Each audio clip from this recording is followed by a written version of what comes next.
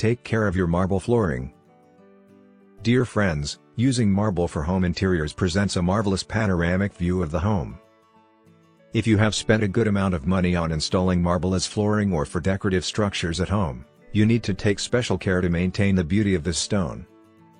There are some precautions you need to take when working with marble.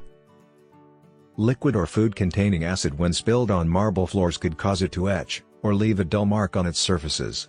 The dull mark or stain may either be as large as a coin size or could spread over several times. So, if you manage to drop any fruit juices, carbonated beverages, wine, and even tea on the marble surface, gently rub the marble with a clean cloth dipped in a solution of hydrogen peroxide mixed with a few drops of ammonia until it retains its shine.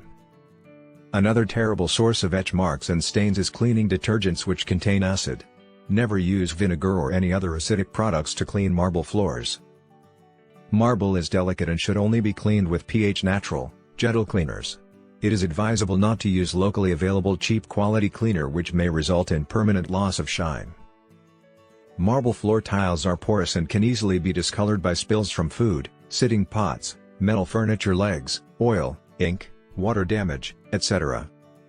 Cooking oils or any other type of greasy products can stain marble-like floors.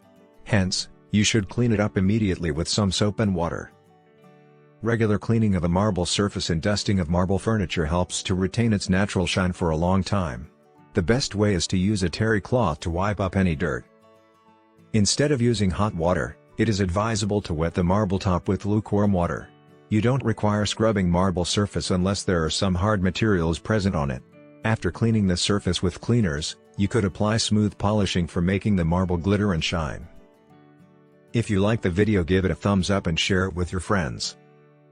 For getting more useful and interesting information, subscribe to Engineer AJ Ladd's channel How to Make My House.